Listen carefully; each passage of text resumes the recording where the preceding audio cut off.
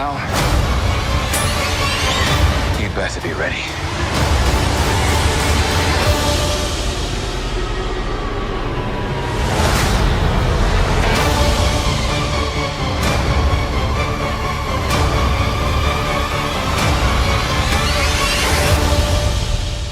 Come on. What did you expect? Et donc épisode 5 que j'ai beaucoup aimé. Il y en a qui n'ont pas aimé l'épisode 5, moi je l'ai vraiment kiffé l'épisode 5. Dans le sens où dans l'épisode 5 on a plein de références au MCU. Et parce on découvre des variants Loki iconiques des comics en fait. Et donc cet épisode 5 déjà commence avec un espèce de faux plan séquence circulaire avec une rotation en 380 degrés j'imagine. Pour représenter le fait que tout ce qu'on pensait vrai est faux par rapport aux gardiens du temps. Du coup, et donc tu as Sylvie qui menace Ravenna Slayer et qui se suicide pour rejoindre Loki dans la fosse, enfin qui se brouille du coup. Et donc on est dans cette planète protégée par Elliot qui est dans les comics un vrai nuage exactement. Enfin, un nuage bien fait dans les super vilains de comics. Vu qu'avant on a eu Galactus et on a eu Parallax. Enfin, tu as un nuage bien fait, violet. Et Elliot dans les comics, c'est exactement ça, c'est un nuage violet qui règne dans des parties du multivers et qui est un rival de Kang. Bon, du coup, dans la série, ils ont à peu près fait l'inverse, vu qu'on découvre que Elliot a dévoré des multivers pour Kang et est un peu le chien de garde de Kang du coup. Donc là ils ont un peu fait l'inverse, mais c'est pas grave, c'est un petit personnage. Mais c'est cool de faire référence aux comics avec des personnages secondaires des comics. Et donc on a tous ces variants Loki des comics qui est giga cool. Et donc on a le boss full Loki qui est le Loki afro, son design a l'air de se ressembler à celui de Hall de Loki, mais qu'il faut savoir, vu que même si cette série c'est surtout une série sur la TVA et juste on a placé Loki dedans, eh bien c'est une série qui s'inspire sur de vrais comics sur Loki, vu que la série s'inspire vraiment du comics Agent d'Asgard en gros. Et c'est aussi pour ça que je suis pas plus dérangé que ça qu'en fait Loki a été ramené d'entre les morts, vu que dans les comics c'est la même chose. En gros dans les comics, tu as le vrai Loki des comics qui meurt au bout d'un moment, et donc il a été ressuscité. Et donc une version passée de lui a été ressuscitée pour faire le bien, en gros. Il a été contraint par une organisation, pas vraiment une organisation, je crois que c'est des dieux. En gros, des dieux ont contraint ce jeune Loki à ne plus être méchant, mais à faire des choses bien. Et donc il est devenu un agent d'Asgard. Et donc ce Loki est devenu un héros. Et ce Loki s'appelle Icol, du coup. Et donc dans la série, ils ont à peu près fait la même chose, vu qu'ils ont récupéré un Loki passé. Et ils en ont fait un Loki en rédemption qui doit devenir un héros du coup. Et là ils ont fait du coup la même chose, sauf que c'est par rapport à la TVA où il devient agent de la TVA du coup. Donc on a été assez. Donc la série s'inspire quand même pas mal de ce comics là. Et donc justement Bossful Loki est basé sur le grand méchant du comics, qui n'est pas le grand méchant de la série du coup, Old Loki, parce que le twist de Agent of Asgard, c'est que le grand méchant c'est un très très très vieux Loki, en gros, qui a régné sur Asgard, qui est très méchant. Et donc son costume se ressemble un peu à ça. Même si techniquement le vieux Loki c'est le classique Loki, vu que c'est lui le Loki vieux de l'épisode. Donc j'ai adoré voir le Loki Comics Accurate enfin. J'ai jamais été un grand fan des designs de Loki dans les films. J'aimais bien son design dans Thor Ragnarok. Et ça, j'ai jamais été un grand fan du design, et j'ai trouvé giga cool de retrouver le design originel des comics de Loki des années 60. Et j'aime bien ce mood, j'aime beaucoup ce mood qu'a Disney avec leur série, de faire revenir les designs originels avec Vision, avec Vanda, avec Loki du coup, avec ce design de bouffon du roi qu'avait Loki dans les comics, jaune et vert. Donc j'ai trouvé ça giga cool de voir le classique Loki, le Loki des années 60. Et donc de voir quelque part Loki faire équipe avec le Loki original quoi. Et donc on a également Kid Loki, qui est un Loki très connu des comics, qui notamment fait partie des Young Avengers par exemple. Et donc c'est giga cool de voir ce Young Loki, surtout que j'imagine qu'on le reverra plus tard dans le MCU par rapport aux Young Avengers du coup. Et à un moment donné Kid Loki donne à Loki une épée qui est une véritable épée de la mythologie nordique de Loki. Et d'ailleurs j'ai oublié de le dire, mais le fait que Loki ait coupé les cheveux de Sif dans l'épisode 4, c'est un truc qui est vraiment arrivé dans la mythologie nordique. Donc encore une très très cool référence à la mythologie nordique encore une fois. Mais cette épée c'est aussi une épée qu'utilise très fréquemment. C'est aussi une épée qu'utilise très fréquemment Kid Loki dans les comics d'ailleurs. Donc ce qui est plutôt cool. Et donc on découvre qu'il y a aussi un Loki Alligator. Il est tout mimi, le Loki Alligator, et il est vraiment Loki Alligator, le meilleur personnage de la série, le MVP de la série. Il est giga drôle, vraiment le Loki Alligator. incroyable. Et d'ailleurs ça vient pas du tout des comics, hein. C'est juste Michael Waldron, le scénariste, qui a dit qu'il a choisi un Alligator parce qu'il était vert et parce que c'est le code couleur de Loki. Mais vraiment voir un Loki avec le casque de Loki, un Alligator, ça c'était marrant ça. Même si personnellement je pense que j'aurais fait un serpent. Parce que Loki est souvent représenté par un serpent justement, mais ça aurait été moins drôle qu'un Alligator. Donc bon. Et j'ai vraiment bien aimé ces Loki qui se trahissent et qui disent de la merde, vu que t'as le Loki afro qui dit qu'il a tué Captain America et Iron Man, et qu'il a eu toutes les pierres d'infinité. Ça se voit que c'est un gros mytho. Et tu as le Loki Alligator qui a été arrêté par TVA parce qu'il a mangé le chat du voisin. J'ai trouvé ça drôle également. Et justement, j'ai trouvé ça cool que Kid Loki, qui est pour moi censé être le prochain Loki très important dans MCU, bah lui c'est le Loki qui a tué Thor, du coup. Après, donc c'est pour ça qu'il est le chef de tous les Loki, en gros. Je sais pas si c'est une référence à à Thor Ragnarok, où tu as Loki qui disait que Thor qui disait que quand il était petit, Loki l'a fait peur en le mordant en forme de serpent. Et si Thor était mort de cette morsure, peut-être, vu que du coup on est sur un Loki gamin. Et donc le plus cool, c'est Classic Loki par Richard E. Grant. Et je trouve ça encore dommage qu'un acteur comme lui soit juste utilisé pour un épisode. J'ai trouvé ça dommage vu que du coup pendant tout le truc on se demandait qui jouait. On se doutait plus ou moins que ce serait le vieux Loki. Mais j'étais un peu triste quand même qu'on l'ait eu que pour un seul épisode, même s'il était excellent. J'espère qu'on le reverra vu que comme tout le multivers part en couille à la fin de la série, c'est obligé, c'est sûr et certain qu'il y a des Loki qui sont comme lui, vu que Richard E. Grant c'est le même Loki mais qui a vieilli. Donc c'est sûr que dans le multivers, c'est obligé que dans le multivers, il y a plein de Loki. Il y a plein de Loki qui ont survécu à Thanos et qui ont le physique de Richard E. Grant, du coup. Mais je trouve ça cool de voir Richard E. Grant, c'est un acteur que j'aime bien, d'habitude, de le voir dans ce rôle, parce qu'il était dans Star Wars, il était dans Logan, dans Game of Thrones. Moi, personnellement, je l'ai connu dans un vieux truc de merde, Hardcore Henry, qui était un vieux téléfilm de Gulli, que j'ai bien aimé quand j'étais gosse, et il jouait le méchant du film, genre. Bref. Mais oui, j'ai trouvé ça cool de le caster dans le sens où sa ressemblance avec Tom Hiddleston a souvent été comparée. Donc c'est cool de l'avoir casté en vieux Loki du coup. Et son histoire est vraiment cool vu que son histoire est basée sur les théories des fans en fait. Vu que quand Loki a été tué dans les Future, tu avais plein de théories qui disaient que peut-être Loki avait fake sa mort face à Thanos et qu'en fait il s'était fait passer pour un astéroïde en fait et que donc il a réussi à s'enfuir en fait.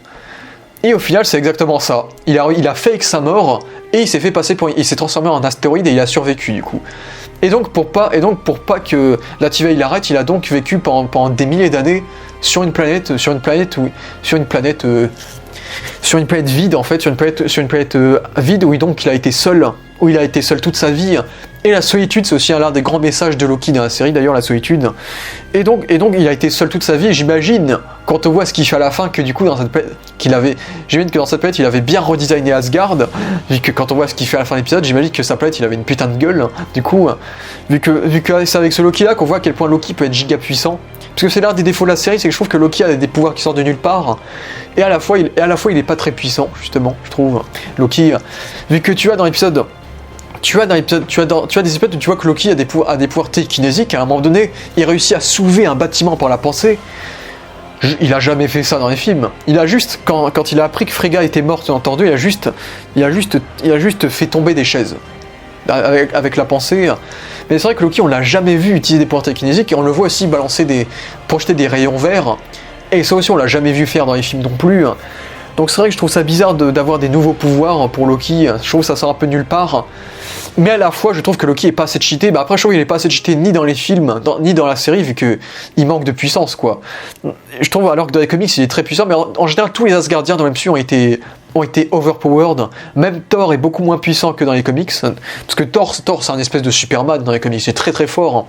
Bref, et donc c'est pour ça que j'ai trouvé ça cool de voir un Loki cheaté, un Loki qui arrive à recréer Asgard, à créer des illusions tangibles, en recréant Kid Loki et Alligator Loki qui font un get help d'ailleurs, comme dans Thor Ragnarok où Kid Loki balance Alligator Loki pour dévorer un autre Loki.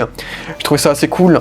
J'ai bien aimé le fait que son histoire soit une histoire triste sur ce vieux Loki qui est un peu en rédemption et qui voulait juste retrouver sa famille, retrouver Thor, retrouver Asgard, voir si tout allait bien en fait. Donc j'ai trouvé ça assez triste au final pour ce Loki. Tout ça pour qu'il se fait attraper par la TVA et qu'il ne puisse jamais revoir son frère. Donc je trouve qu'il a une belle histoire, en plus de se baser sur les théories des fans.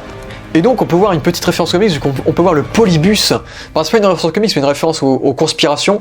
En gros, c'est un espèce de jeu de conspiration des années 80 que il me semble que le gouvernement utilisait, à ce qui paraît, pour observer les gens. Et on a d'autres éléments de conspiration comme ça. Tu as un gros bateau, l'US je ne sais plus comment, je l'écrirai. L'US je ne sais plus comment, qui est un bateau qui est connu pour avoir complètement disparu. Et ben du coup dans cet épisode on découvre que donc il a été transporté dans la fosse du coup. Donc j'ai trouvé ça plutôt cool. Et donc ensuite il y a Loki qui fait la rencontre avec Président Loki, qui est également une référence à un autre gros comics récent de Loki, qui est donc le comics Président Loki, où Loki donc choisit de devenir président en mentant, du coup, avec son petit badge vote Loki. Et j'ai trouvé ça très très cool d'avoir le président Loki, même si je trouve ça dommage qu'on l'ait eu très très peu au final, vu qu'il a été très très très utilisé dans la promo de la série. Donc j'ai trouvé ça un peu dommage qu'on l'ait vu aussi peu, président Loki quand même. C'est un peu triste pour président Loki, mais c'était cool de voir le Loki de la série, et de voir la réaction de Loki de la série par rapport à ce Loki qui représente vraiment les moments où Loki était méchant et machiavélique. J'ai trouvé ça cool. Et d'ailleurs on peut revoir le Loki hippie en fond d'ailleurs. Et j'ai trouvé ça cool de voir l'alligator dévorer la main du président Loki, qui fait référence du coup à la phase 2 où Kinfigi voulait que dans chaque film un personnage perde une main.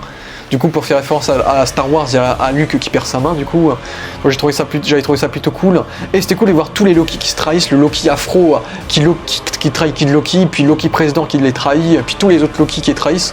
Et je trouvais ça cool aussi de voir que les seules personnes qui survivent, c'est les Loki en fait. Et c'est aussi dans la thématique de la série, c'est que Loki il meurt jamais. Loki c'est un personnage de comics, le gars est tout le temps ressuscité. Le gars il crève jamais, il est tout le temps ressuscité. Et oui, Loki ne meurt pas, il survit. Et je trouve ça cool de voir qu'en fait tout le monde est mort. En fait, tous les gens qui ont été transportés dans la fosse ont été dévorés par Elliot, sauf les Loki qui sont des survivants. Ça j'ai trouvé ça cool pour le coup. Et donc pour l'instant on voit aussi Sylvie qui a une vision du château de Kang. Et j'ai trouvé ça un peu facile. Le fait qu'elle ait une vision comme ça, en touchant Elliot, j'ai trouvé ça un peu facile. Ça c'était une facilité scénaristique, pour le coup. Et j'ai aussi trouvé ça très facile que, comme par hasard, Mobius la retrouve également.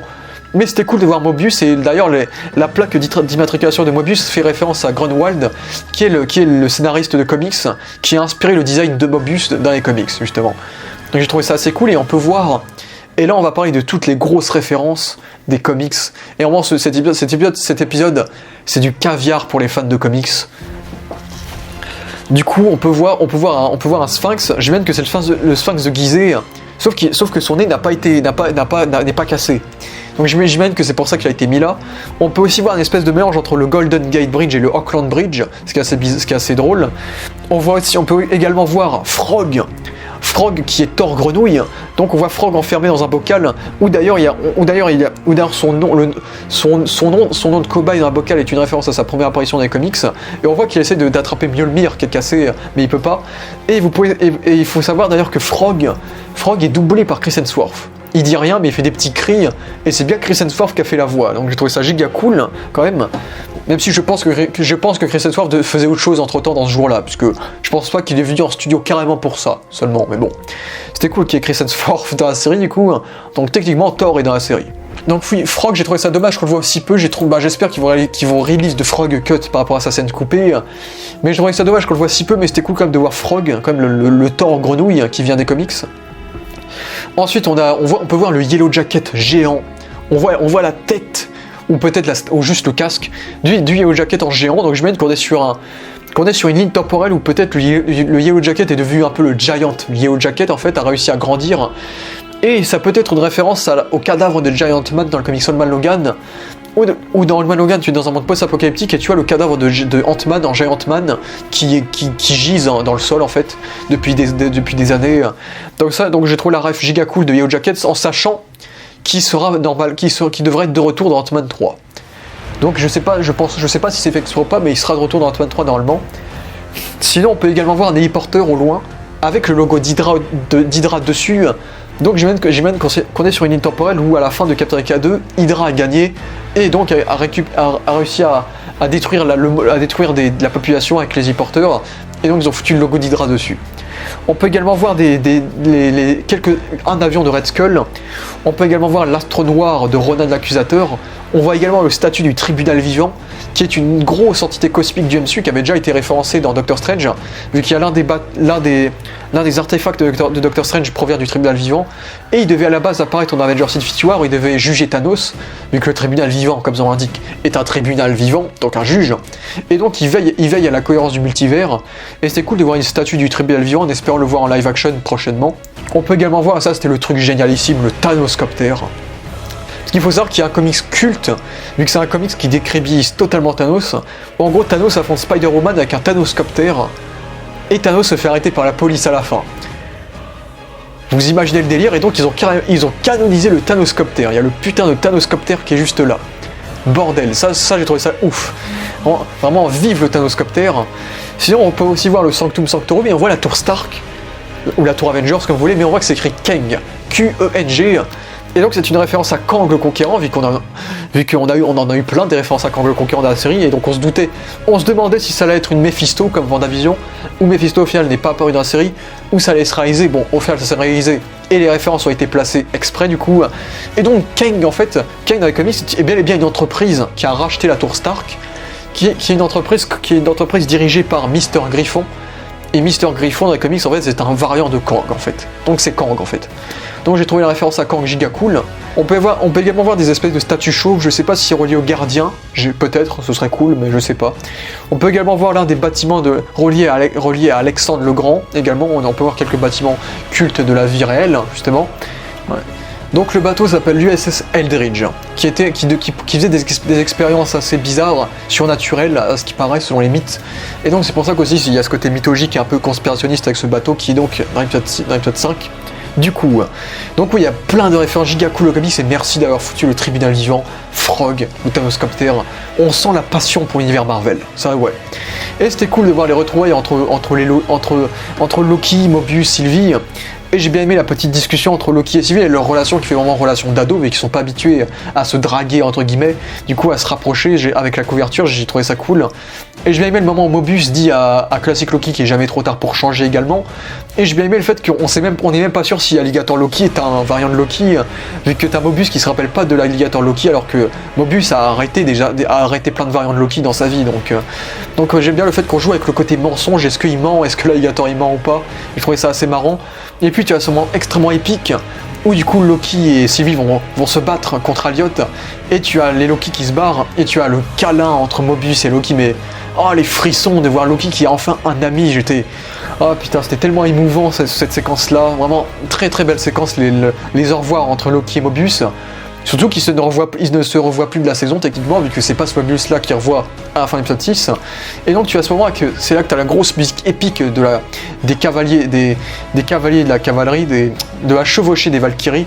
Du coup, des cavaliers de la cavalerie, oui. Et donc, j'ai trouvé cette scène hyper épique avec Loki et Sylvie qui sont unis pour essayer d'enchanter Elliot et donc de rentrer à l'intérieur du château. Et là tu as Classic Loki. Du coup, ce que j'ai trouvé drôle, c'est que dans les comics originales, le vrai Loki dans les comics, il se fait tuer par une double personnalité de Sentry qui s'appelle le Void, donc la fosse. Et donc t'as Loki qui se sacrifie à la fosse, du coup. Donc j'ai bien aimé cette référence au Loki classique des comics également. Et voir Loki recréer Asgard, j'ai trouvé ça beau pour le personnage de Classic Loki, vu que tout ce qu'il voulait revoir dans sa vie c'était Asgard, il voulait revoir son frère Thor. Et en plus il fait même des éclairs qui font penser à Thor. Donc j'ai trouvé ça giga beau de voir ce Loki qui s'est retrouvé seul à rien faire, qui voulait revoir Asgard, recréer Asgard, et mourir en héros avec le fameux Glorious Purpose qui est sorti par tous les Loki dans la série. Donc j'ai trouvé sa mort très très belle et à la fois triste, et j'espère qu'on verra Richard D. Grant dans saison 2 rejouer d'autres variants de Loki, peut-être plus maléfiques, pourquoi pas, dans la saison 2 du coup, vu que c'est un très bon acteur, et je trouverais ça triste de juste l'utiliser pour un seul épisode, parce qu'il était vraiment très très bon.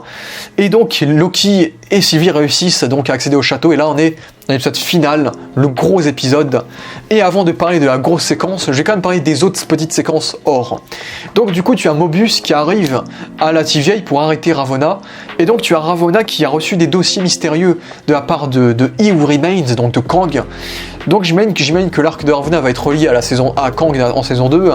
Et donc on découvre donc que en fait Ravonna est le variant de Rebecca Tourminette, ce qui est une référence aux comics, où en fait dans les comics Ravonna Redslayer se cache dans le 20e siècle en tant que Rebecca Tourminette, qui est un alias en fait.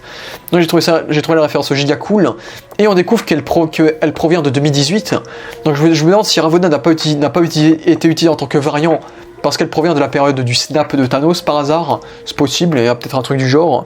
Et donc j'ai trouvé ça sympa de voir la TVA en train de reconvertir tous les agents de la TVA en montrant que leur chef, leur juge, est une variante en fait. Et donc j'imagine que la TVA du coup en saison 2 sera gentille entre guillemets du coup, s'ils ont eu le temps à reconvertir tous les agents en leur montrant la Rebecca Tourminette, hein, on verra, je sais pas s'ils ont eu le temps vu qu'ils sont censés être innombrables, mais bon, on verra bien. Et donc voilà, c'est vrai qu'il se passe pas grand chose en dehors de la fameuse séquence de la citadelle du coup. Donc c'est vrai que j'ai pas grand chose à dire de plus en dehors de ça. Et donc tu as Loki et Sylvie qui sont dans cette citadelle et j'ai adoré cette intro qui nous montre pour la première fois le multivers en fait, qui nous montre vraiment. On passe de notre système solaire à plein de systèmes solaires, à la galaxie, à la Voie lactée, et puis un trou noir, et on voit qu'il y a plusieurs trous noirs qui sont en fait chacun des multivers différents. Et donc on commence au départ avec des bruitages des films du MCU, et puis on entend des bruitages de la vraie vie, de la réalité. Donc on montre que même notre monde est canon dans le multivers du coup. Même tous les mondes de l'univers doivent être canon dans le multivers, même l'univers d'ici ça se trouve. J'ai adoré cette séquence où on nous présente le multivers du coup. Et donc j'aime beaucoup, comme je l'ai dit, j'aime beaucoup le décor de matière noire qui est la composition des astéroïdes, et donc de cette citadelle qui est composée de matière noire, comme les statues d'ailleurs des gardiens du temps, qui était composé de matière noire également, et l'ascenseur qui menait au gardien du temps dans l'épisode 4, qui était également composé de matière noire. Et donc j'ai trouvé le lien plutôt cool, et donc on rentre à l'intérieur, et j'ai trouvé ça marrant de voir Miss Minute débarquer, vu que t'avais tout le monde qui était en train de faire la théorie que Miss Minute est en fait la grande méchante de la série, mais en fait non. Non. D'ailleurs Miss Minute n'existe pas dans les comics, mais j'ai bien aimé le personnage, son design est très cool, avec le fait que ce soit une horloge et que ses yeux d'ailleurs soient des aiguilles d'une horloge également. Donc Tara Strong a fait un très bon taf et j'ai bien aimé le personnage de Miss Minute. Mais j'ai bien aimé ce petit côté-là, et j'ai bien aimé que le fait qu'elle essayait de convaincre Loki et Sylvie de se faire une vie, mais on voit que Loki et Sylvie ne veulent plus être contrôlés, ne veulent plus être dans l'ordre, et donc Loki et Sylvie sont là pour causer le chaos. Et j'ai bien aimé le fait qu'on voit 3 statues des gardiens du temps, et on en voit une qui est cassée, ce qui est probablement une référence au fait que dans les comics il y a les 3 gardiens du temps, mais il y en a un 4e qui est caché dans les comics, qui existe. Et j'ai trouvé cette référence plutôt cool. Peut-être que cette statue cassée est une statue de Kang, qu'on a d'ailleurs à la fin de la série, peut-être également, possible. Et donc on rencontre He Who Remains, qui est dans les comics le véritable créateur de la TVA, He Who Remains, vu qu'en fait dans les comics la TVA a été créée par la TVA a été créée par les gardiens du temps, en fait, qui sont réels dans les comics, mais en fait le twist, c'est que les gardiens du temps ont été créés par He Who Remains, qui est le dernier agent de la TVA en fait. Et donc en fait ça fait une boucle temporelle, vu que le dernier agent de la TVA a créé ceux qui créeront la TVA. Et donc techniquement c'est lui le créateur de la TVA, et donc j'ai trouvé ça cool de faire la référence, et donc de faire un amalgame entre 2 personnages, He Who Remains et Immortus. Parce que oui, nos théories ont fonctionné, c'était bel et bien Kang le Conquérant, le grand méchant de cette série, en fait, le créateur de la TVA, en fait. Et donc, pourquoi Immortus? Parce que, en fait, ce personnage-là n'est pas Kang exactement, c'est pas Kang le Conquérant, c'est un variant de Kang le Conquérant, c'est le Kang le Conquérant qui a tué tous les autres Kang le Conquérant, en fait. Vu qu'en gros, Immortus, et donc ce Kang le Conquérant ce variant est inspiré de Immortus, qui est dans le comics le plus vieux Kang, le plus vieux variant de Kang, vu que c'est un variant qui a vécu tout ce que Kang a vécu, il a conquéri des mondes, etc. Mais au bout d'un moment, il en a marre, et il se rend compte que ce qu'il a fait est mal pour la timeline, toutes ses conquêtes, et donc choisit de devenir un protecteur du temps. Il s'est souvent allié avec les gardiens du temps d'ailleurs dans les comics. Son design se ressemble avec cette espèce d'étoile jaune, et c'est les codes couleurs vert et violet avec son espèce de cape manteau violet. Et c'est un Kang, c'est probablement le Kang le plus gentil des Kang, vu que c'est un Kang qui veut protéger le temps en fait. C'est un Kang plus vieux, plus désabusé, et vraiment en fait Immortus, c'est le Kang le plus gentil des Kang en fait, vu que c'est le seul qui veut faire du bien. Alors si lui c'est l'antagoniste de la série, alors que c'est censé être le Kang le plus gentil, vous n'imaginez pas les autres, le vrai Kang et les autres Kang. Hein. La phase 4 va être incroyable. La phase 4 va être incroyable. Voilà. Et donc on découvre donc sa backstory, donc j'ai bien aimé le traitement du personnage. Donc on est vraiment dans un personnage à la fois comique, à la fois inattendu, vu que tu t'adores un truc stylé, un truc badass, là tu vois juste un afro-américain qui est là, qui est un peu cool, Raoul, mais qui est à la fois fou, cinglé, donc à la fois il dénote complètement du décor, mais à la fois il est presque flippant, vu que le gars il est vieux, il est désabusé, il parle comme un psychopathe. Je trouve que Jonathan Majors fait très bien le personnage désabusé, vieux, alors que lui est jeune, mais il joue un personnage qui ne vieillit pas, mais qui est en vérité très très très vieux en fait. Donc j'ai bien aimé son jeu de fou, de psychopathe, complètement taré, ça j'ai bien aimé. Et donc on découvre donc sa backstory. Parce que ce que j'aime avec cet épisode, c'est que il y a vraiment une ambiance très horrifique avec Miss Minute, avec ce décor très noir, et lui-même, ce personnage-là de He Who Remains, on va l'appeler Immortus, ce sera plus simple, de Immortus, qui est assez terrifiant également, dans un sens. Donc j'ai bien aimé ce côté horrifique avec cet épisode-là, vraiment. Et donc on découvre sa backstory, donc on découvre que He Who Remains, c'est un peu différent de sa backstory des comics quand même. En gros, dans les comics, Kang le Conquérant provient du 31e siècle, il s'appelle Nathaniel Richards, il est un descendant de Reed Richards qui est Monsieur Fantastique, des 4 Fantastiques, et en gros c'est un scientifique qui réussit à découvrir le concept du multivers et à voyager dans le temps, du coup. Et en fait il a découvert le concept de voyager dans le temps, il est devenu un gros scientifique, en étant tombé sur des archives de lui-même, dans le 21e siècle en fait. Donc puisque Kang du coup a voyagé dans le temps et donc il s'est vu lui-même dans le 21e siècle. Et donc il a choisi de voyager dans le temps. Et donc au début il est devenu un pharaon, il est devenu le pharaon en fait Kang c'est vraiment le représentant parfait de l'humanité. Vu que c'est un homme qui voyage dans le temps, puisqu'il est au 31e siècle dans un monde très avancé du coup, mais qui est un peu post-apocalyptique et dans un monde qui est mourant. Donc c'est pour ça que Kang choisit de voyager dans le temps et de quitter ce monde, parce que c'est un monde mourant, pour se réfugier dans des mondes plus anciens. Mais à la fois du coup il est égoïste parce qu'il ne veut pas offrir sa technologie aux autres habitants du 31e siècle, et à la fois c'est un égoïste parce qu'il profite de sa technologie avancée pour conquérir des mondes plus jeunes. Du coup, le 21e siècle, l'Antiquité, par exemple, il a été le pharaon Ramatout, ou il a été pharaon d'Égypte, et il a été vénéré comme un dieu parce qu'il avait une technologie futuriste, par exemple. Il avait ça, il est devenu Kang le Conquérant en se créant carrément un culte, avec des vaisseaux, avec une armée qui ont conquis plein de multivers dans le 21e siècle, dans plein de siècles. Il est même devenu un super-héros, parfois il est même devenu un businessman qui a créé, en devenant Mister Griffon par exemple, avec sa technologie avancée, il est donc même devenu un businessman. Donc Kang le Conquérant c'est quelqu'un d'égoïste, mais c'est également un tricheur, vu qu'il conquiert des mondes plus jeunes que le sien, donc qui sont plus faibles, donc qui ont une technologie moins avancée que les siens. Donc vraiment c'est ce que j'aime bien avec le personnage, c'est vraiment un personnage, c'est vraiment la caricature de l'être humain, c'est quelqu'un d'égoïste et c'est un tricheur. C'est vraiment l'humain néfaste Kang. Et donc sa backstory, et donc Kang est devenu Kang le Conquérant, et dans les comics en fait, il a envahi tellement de monde qu'il est lui-même devenu un paradoxe temporel. Kang est devenu une anomalie dans les comics, et c'est comme ça qu'il y a eu plein de Kang en fait, plein de Kang de partout, qu'il y a eu des Immortus, des Kang de partout en fait. Et donc ils ont créé un conseil qui s'appelle le Conseil des Kang, où tous les Kang se sont alliés pour se partager la technologie, pour affronter les Avengers, etc. Même si éventuellement ils se sont trahis encore une fois, et en fait Kang c'est une guerre. Kang en fait c'est un personnage difficile parce que il fait la guerre avec les gens avec les Avengers, avec Marvel, avec les héros Marvel, mais à la fois il fait la guerre avec lui-même, et c'est un personnage tellement compliqué que les Avengers ne savent jamais quand ils affrontent Kang, s'ils affrontent toujours le même Kang, ou si à chaque fois ils affrontent un Kang différent en fait. Donc vraiment Kang c'est the personnage pour les voyages dans le temps, c'est un personnage très très compliqué, c'est le gros personnage des voyages dans le temps, Kang. Et je trouve qu'ils ont parfaitement retranscrit ce côté-là, dans le sens où, du coup, dans la version de la série, on connaît pas l'identité de Kang, on sait pas si c'est un descendant de Reed Richards, on sait pas s'il s'appelle Nathaniel Richards, mais on sait que là aussi c'était un scientifique du 31e siècle qui a découvert le multivers. Mais c'est différent du délire de l'anomalie, du fait qu'il soit devenu une anomalie, qu'il ait créé plein de Kang différents. Non, là en fait, lui et plein de variants de Kang ont découvert le multivers en même temps, et c'est comme ça qu'ils se sont rencontrés, qu'ils se sont partagés leur technologie, et ils se sont créés des territoires, et chaque Kang a choisi d'envahir son territoire en fait. Et au bout d'un moment, chaque Kang en voulait plus, et donc les Kang ont fini par se faire la guerre, et c'est là qu'on a eu une guerre multiverselle du coup.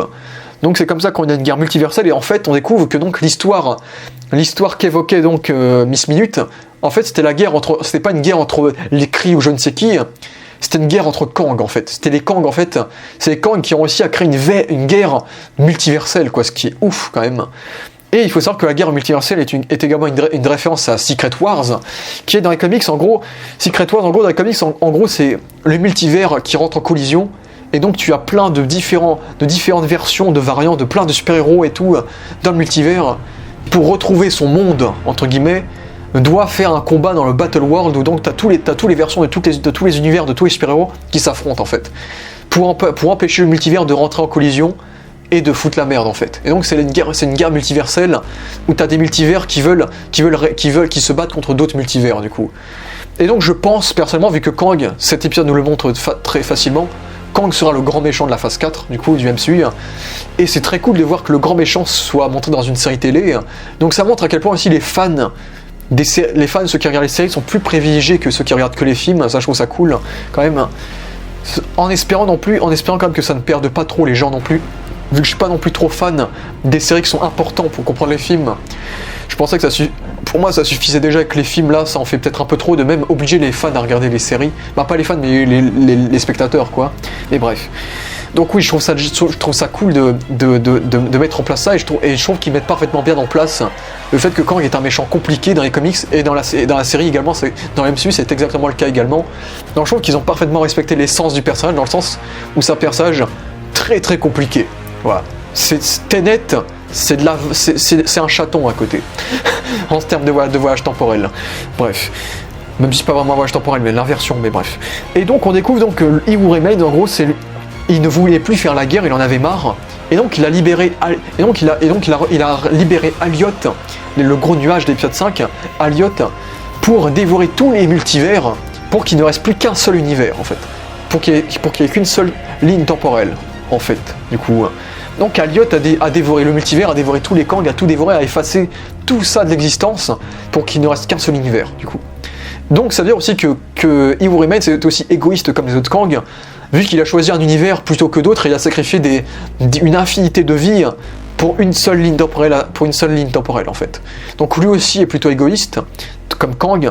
Surtout si c'est sa ligne temporelle d'origine, je pense que c'est sa ligne temporelle d'origine. D'ailleurs, Kang a créé la TVA pour donc veiller à ce qu'il n'y ait jamais de guerre multiverselle qui se crée, qu'il n'y ait jamais de Kang qui soit la guerre, et que donc il n'y ait qu'une seule ligne sacrée temporelle. Et donc il a créé les Gardiens du Temps pour qu'il soit le leader de la TVA, et lui c'est le grand Manitou derrière les Gardiens du Temps en fait. Donc j'aime bien l'histoire, je trouve que ça marche bien, je trouve ça cool, j'aime bien sa backstory, elle est très intéressante, et j'ai bien aimé le fait que Climax de Loki soit comme la série en fait, soit la discussion en fait, vu que Loki ça a toujours été la série ça a toujours été des gros débats philosophiques, et là c'est juste une discussion en fait, c'est Loki et Sylvie qui écoutent Immortus en fait, qui l'écoutent parler, et j'ai trouvé ça cool, surtout que ça a été dit que Jonathan Majors a pris énormément de liberté, il s'est beaucoup baladé sur le bureau, il a beaucoup improvisé des scènes, et j'ai trouvé ça cool, et comme j'ai dit son interprétation est très bonne, et donc j'ai trouvé ça cool ce dilemme de il faut le tuer, si on le tue ça crée une guerre multiverselle, et on retourne au point de départ où t'as plein de Kang qui vont arriver foutre la merde dans la MCU, ou soit tu ne le tues pas, et donc Loki et Sylvie deviennent les nouveaux rois du coup de la TVA entre guillemets. Et donc j'ai beaucoup aimé ce dilemme entre Loki et Sylvie qui marche très très bien, et j'aime beaucoup la mise en scène qu'ils ont faite, vu déjà Sylvie est habillée de manière très sombre et Loki est habillé de manière très claire. Du coup il y a déjà ce côté yin et yang, vu qu'ils sont complémentaires, mais à la fois ils doivent s'opposer du coup. Et vous pouvez voir que quand ils sont assis, on peut voir qu'il y a une fissure pile poil entre les deux pour montrer qu'ils seront en désaccord du coup. Et ce que j'ai beaucoup aimé en fait, c'est qu'ils ont totalement mis en scène la création du multivers comme la création de l'humanité dans la Bible en fait. Vu qu'en gros, tu as Immortus qui arrive avec sa pomme, la pomme qui est un symbole de tentation dans la Bible, vu que du coup tu as Adam et Ève qui ont été créés par Dieu, qui sont reliés, qui sont presque des frères et sœurs, comme Loki et Sylvie qui sont des variantes de Loki, donc ils proviennent d'une même entité, entre guillemets. Et donc ils arrivent, et donc déjà il y a Miss Minute qui leur propose le paradis, mais ils refusent, donc ils n'iront pas au paradis, donc. Et donc tu as Immortus qui arrive avec sa pomme pour tenter Sylvie de le tuer, lui en fait. Parce que du coup si Sylvie tue Immortus, eh bien il n'y a plus personne pour gérer le temps le multivers, le temps sacré, et donc ça crée le multivers, et donc c'est la merde. Et donc, comme dans la Bible, c'est la femme qui est tentée par la pomme, donc par Immortus, qui mange une pomme, du coup, par Immortus, et donc c'est elle qui tue Immortus, du coup, et qui crée le multivers, du coup. Donc j'ai adoré cette mise en scène totalement, qui est vraiment cette métaphore de la Bible en fait, que c'est le diable qui s'est laissé fait tuer par Ève en fait. En gros, le serpent qui a réussi à avoir Ève. Et vraiment j'ai adoré le fait qu'en fait la création du multivers soit exactement comme la création de l'humanité dans la Bible en fait. Donc ça j'ai beaucoup aimé ça, ce côté-là. Et j'ai adoré aussi le fait qu'on mette totalement en opposition l'ordre et le chaos, vu que les Loki représentent le chaos et Immortus représente l'ordre. Et forcément, ça devient logique que forcément c'est Loki qui crée le multivers du coup, parce que c'est le chaos. Et donc le multivers c'est une définition du chaos du coup, alors que la ligne temporelle c'est une définition de l'ordre, vu qu'il n'y a qu'une seule ligne à protéger. Donc, et Sylvie est une Loki, donc oui, il y a ce côté-là.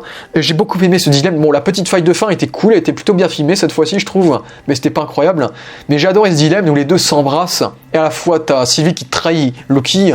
Donc j'ai bien aimé le fait qu'on reste quand même dans le concept des Loki et qu'il y a des trahisons entre les Loki quand même. Et donc elle a tué Immortus, et donc tu as Loki qui se retrouve dans un nouveau monde, dans une nouvelle TVA, où c'est Kang le Conquérant qui est le chef de la TVA, mais pas Immortus. Kang le Conquérant, le vrai, le Kang le plus connu, le plus dangereux, le pire des Kang, du coup.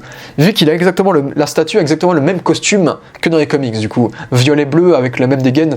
Il manque juste la peau bleue et le casque, du coup. Après, dans les comics, pas avoir en fait, Kang, j'espère qu'il aura la peau bleue quand même. Mais dans les comics, il y a plusieurs versions. Soit c'est son masque, sa peau bleue dans les comics, soit en gros, quand il met son armure, en fait, il y a sa peau qui devient bleue pour le protéger, en fait. C'est une espèce de protection futuriste, en fait, la peau bleue. Mais ça n'a jamais été une peau bleue, sinon dans les comics. Et c'est vrai que j'espère qu'on verra quand même Kang le Conquérant avec la peau bleue, mais je les vois bien faire le coup de quand il enlève son casque, il est de nouveau normal, tu vois. Parce que je les vois mal caster un acteur afro-américain pour le foutre en bleu après, parce qu'il y a beaucoup de gens qui prendraient ça très très mal. Du blue washing, c'est incroyable ça, du blue washing. Et du coup, j'ai adoré ce twist qui est complètement inspiré de La planète des singes de Tim Burton, où tu as Mark Wahlberg qui arrive sur Terre et qui voit que c'est pas la Terre en fait, mais que c'est une Terre où c'est les singes qui ont régné avec cette statue d'Abraham Lincoln en singe. Donc j'ai adoré ce twist à la planète des singes, qui était l'un des rares trucs bien du film de Tim Burton d'ailleurs, de La planète des singes. Et cette scène était vraiment cool. Et vraiment, c'était vraiment bien trouvé avec Loki qui traverse toutes les étapes de la bibliothèque pour montrer qu'il traverse les multivers entre guillemets. Et donc pour nous montrer qu'il n'est pas dans la TVA normale. Et c'est vrai que ça brise un peu le cœur de voir Mobius ne pas le reconnaître alors qu'ils étaient les meilleurs poteaux du monde. Et ça fait même bizarre de base vu que Loki a une grosse réputation à la TVA et on le voit au début de la série, donc ça fait bizarre de le voir pas reconnu du tout. Donc je sais pas, donc on verra bien ce qui s'est passé, quel est cette nouvelle TVA, vu qu'on pensait que la TVA existait comme Immortus, que la TVA existait hors du temps, hors de la ligne temporelle, mais au final, a priori, le multivers est tellement parti en couille que donc maintenant il y a des multitudes de TVA du coup. Mais des TVA qui n'ont plus du tout le même objectif, j'imagine que la TVA normale, vu qu'on sait que la TVA normale avec le vrai Mobius il existe toujours. C'est juste que Loki a été transporté dans une autre TVA. Il bosse pour Kang le Conquérant, j'imagine que c'est pas pour protéger la timeline sacrée, hein, vu que Kang le Conquérant il est là pour conquérir.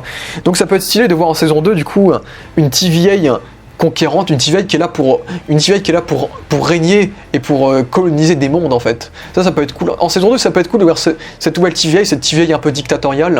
Surtout que de base, la TVA est un représentant total du fascisme et du communautarisme, de plein. La TVA est basée sur plein de politiques, de régimes politiques négatifs entre guillemets, puisque l'une des grosses thématiques de Loki, c'est le libre arbitre. C'est vraiment ça le dilemme, c'est soit tu laisses la timeline originelle et donc ça veut dire qu'il n'y a plus de libre arbitre, que ta vie est forcément guidée, mais ou soit ben tu laisses cette timeline cette timeline partir en couille et devenir un multivers, et donc il y a un libre arbitre, mais il y a entre guillemets une pollution de multivers. En fait, il y en a trop et ça peut rentrer en collision et ça peut être très négatif et ça peut créer des guerres. Donc là, j'aime bien cette opposition entre libre arbitre et empêcher une guerre en fait.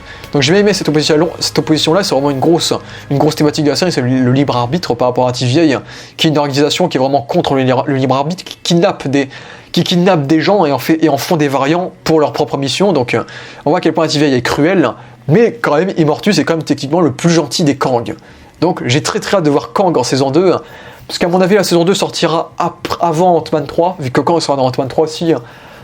Donc j'ai très hâte de voir la saison 2, vu que Kang le Conquérant, ça va botter des mers. Voilà.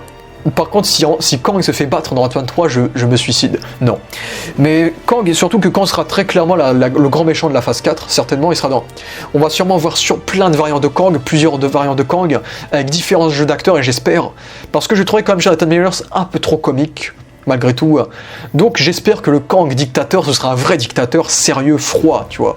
J'espère qu'il sera badass et que justement c'est l'occasion pour lui de jouer plein de versions différentes du personnage et donc de vraiment libérer sa palette d'acteurs. Et je trouve que pour une fois c'est une bonne initiative de Marvel, vu que du coup ça oblige un acteur de jouer plusieurs palettes de jeux. Donc je trouve ça très très cool pour le coup. Et c'est ainsi que s'achève la saison de Loki avec pas de scène post-générique malheureusement, c'est triste, mais une annonce officielle qu'on aura une saison 2. Même si c'est triste aussi, vu qu'on savait qu'il y aurait une saison 2, c'était totalement prévisible. Et donc, on devrait retrouver Kang en tant que grand méchant, du coup, de la série. On devrait retrouver Kang en saison 2 en tant que grand méchant, on devrait le retrouver en tant que grand méchant dans Ant-Man 3, et il sera probablement le grand méchant de la phase 4 en général. Et peut-être, je les vois très bien terminer l'arc Kang avec un Avengers 5, Secret Wars. Du coup, qu'à mon avis, je vois très bien la fin de l'arc Kang par un Secret Wars avec le multivers, tu vois. Comme je vous ai résumé plus tôt. Donc voilà, Kang, c'est giga cool pour Kang. Et Loki, on devrait le revoir dans Doctor Strange 2 vite fait en caméo. Donc on verra bien pourquoi, qu'est-ce qu'il fera là-bas. Et voilà donc pour cette saison 1 de Loki, c'était vraiment très très cool. J'espère que vous avez bien aimé ce résumé de l'histoire, des épisodes, les analyses, les références. Et j'ai quand même parlé de quelques personnages quand même, vu que c'est des personnages qui sont que pour un seul épisode. Donc maintenant on va parler des gros personnages en détail. Ça va, il n'y en a pas beaucoup, ce sera pas très long normalement, donc let's go.